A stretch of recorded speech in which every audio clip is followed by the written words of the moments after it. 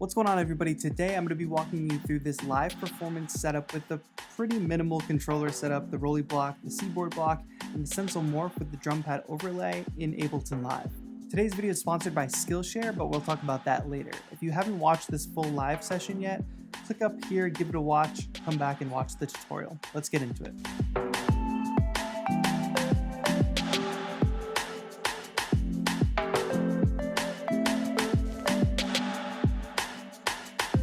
So the program I'm using today is Ableton Live, and I use that for all my live sessions, and it's a very simple setup. So I've got my drum rack, which I obviously play on the Sensel Morph, but with sticks, and I get most of my drum samples from Splice. Next up, I've got my keyboard sounds, which come from the Lo-Fi Glow sound pack from Native Instruments. I believe I've got the filter way down from what it normally is. I think it usually sounds like a little more like that.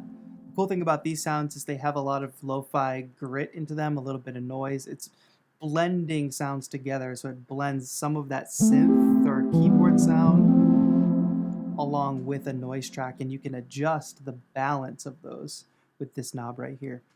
Next, I've got a pluck string sound from Massive.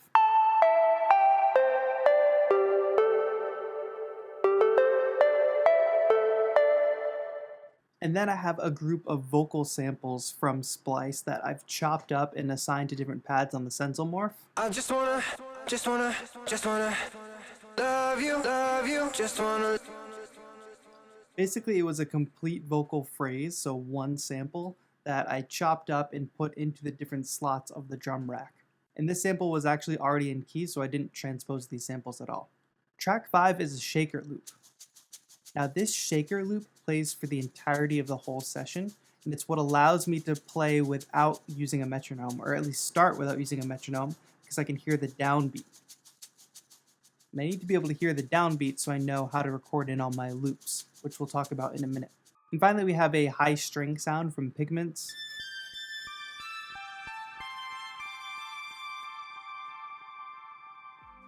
Just to float on top at the end, it's the last instrument sound that comes in.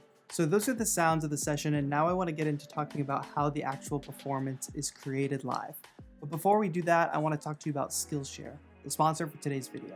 Skillshare is an online learning community for creatives, where millions come together to take the next step in their creative journey. Skillshare offers classes designed for real life, so you can move your creative journey forward no matter what your schedule. In creating a live session like this, I'm drawing on knowledge of Ableton Live, of controllers, and of music theory because I need to actually make the music. And Skillshare offers courses by Ableton certified trainers where you can not only learn the technology, but you can learn music theory within the technology. First 500 of my subscribers to use the link in the description down below are going to get 2 months free of Skillshare. But the premium membership is also super affordable at under $10 a month. And maybe you've got all this music and live performance stuff down, but you're ready to grow your audience. You want to get people to actually listen and watch your content. I would recommend taking Brandon Woelfel's Instagram photography course, because Instagram is one of the main ways that I've grown my audience over the past year. So click my link in the description down below and get your 2 months free membership of Skillshare. All right, now let's get back into talking about the performance aspect of this setup. So like I said earlier, I really love compact setups, and I was really basing this gear around what could fit on this laptop stand, which I'm sure in addition to wanting to know what these controllers are, you might be interested in this laptop stand, and I'll link it in the description down below. So just the challenge of fitting it all on this stand helped me make some decisions. So the reason that the Seaboard Block here is my main keyboard instrument for the session is because it fits next to the Sensel Morph. None of my other keyboard controllers, not the Launch Key, not the Akai PK, not the Arturia, they don't fit in this little space right here. So I'm actually not even using the MPE aspect of this keyboard at all. I'm just using it because it's super compact. So that takes care of my keyboard instrument. Next up, I really wanted to try out using sticks on the Sensel Morph, and I knew that I could use the Sensel Morph to play drums in a really dynamic way with the drum pad overlay. Normally I would use the music production overlay, but since I was going to be using this for basically just percussion, important thing about the Sensel Morph is I actually have it on full velocity mode, which is this button right here. With it off, I get a lot more velocity sensitivity. But I wanted a more consistent sound during the session, so I just turned that on. And no matter how hard I hit it, I get the same sound. Now, of course, I don't want to have to be interacting with the laptop during the session, so I needed a way to control Ableton Live, and I do that with the Lightpad Block here. And as you can see, I have it set up in a 3x3 grid, which we can do using the ROLI Dashboard app. So this is based off of the Control Grid app within ROLI Dashboard. And then if we go into Edit, we can change the grid setup.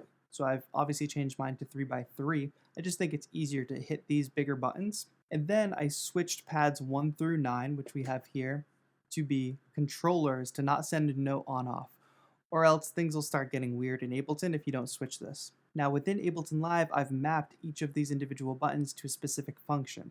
In case you don't know how to map individual buttons in Ableton Live, it's really simple. You just click this MIDI button up here, which will turn everything blue.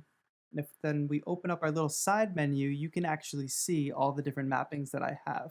So let's say delete one of these. Let's delete the track arm for drums. We'll go ahead and delete that, pretend we didn't do it yet. While I'm in this blue MIDI mode, all I have to do is click on the parameter that I want to map, so arming the drums, then click on the button that I want to actually do that function. And now it's mapped. The first 4 pads, 1, 2, 3, and 4, are my track arm for tracks 1, 2, 3, and 4. So here I can arm the drums, then I can arm the keyboard, I can arm the lead, and I can arm the vocal samples. I just wanna love you. And my lead instrument, I actually added in later in creating this session, so I didn't do it as a clean pad 5 is arm track 5. I actually have it up here, but up there, that's how we arm that track. And within Ableton's preferences, I have arm set to exclusive. So if you go to Live, Preferences, Record Warp Launch, exclusive arm is turned on. This means that when I arm one device, another device will be unarmed. If you don't have arm set to exclusive, multiple instruments will trigger from one controller at the same time. And that might be useful for some sound design aspects, but not for this session. Next up, I have buttons 5 and 6. Button number 5 actually mutes my kick drum. So we go from having a pattern like this to this. And then button number 6 actually mutes my drums altogether. Bring the kick back in. This is an easy way to bring the drums in and out without actually having to launch clips. So I don't have a launch pad or anything, so my best bet was to be able to mute the kick and mute the drums entirely. Now, how do I actually loop this session? Well, I've got button number 9 up here, which is a record button. Now, setting this up in blocks, we need a specific kind of button to make this work. So in ROLI Dashboard, you can see that pad 9 is set to toggle. There are 3 different kinds of buttons you can have, but toggle is the one we need that tells Ableton Live when I push this button, it will record. I don't have to hold it to keep it recording. And that's really important when we overdub like I did with the drums.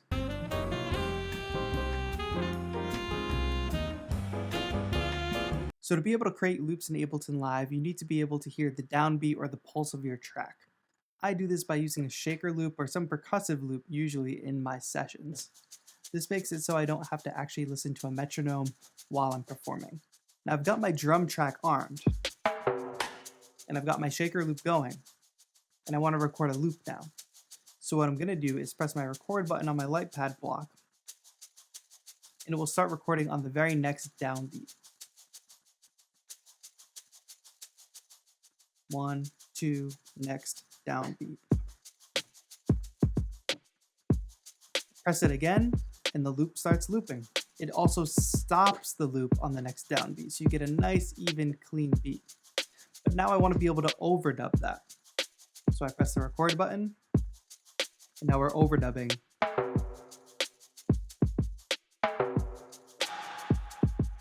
And until I press this button again, it will be live for overdubbing. So I want to just turn that off. And now That didn't record because we're not in Overdub anymore. That's why it's really important that your record button is set to toggle mode. Otherwise, to overdub, you'll have to hold this button down, and that makes it really hard to perform at the same time. So the basic process is you start with the shaker loop, and then I work my way between all the different sounds. I started with the keyboard sound, and then went on to looping all my other sounds. The final parameter I have mapped on this Lightpad block is a beat repeat. So if I play the loops,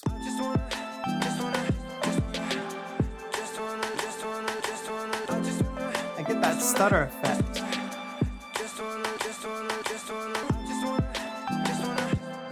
And that's as simple as mapping this button right here, which is button 7, to a master beat repeat, which I use in a lot of my sessions, but you can set up your own beat repeats. I set it to the quarter note macro, which means it will stutter at a quarter note pace.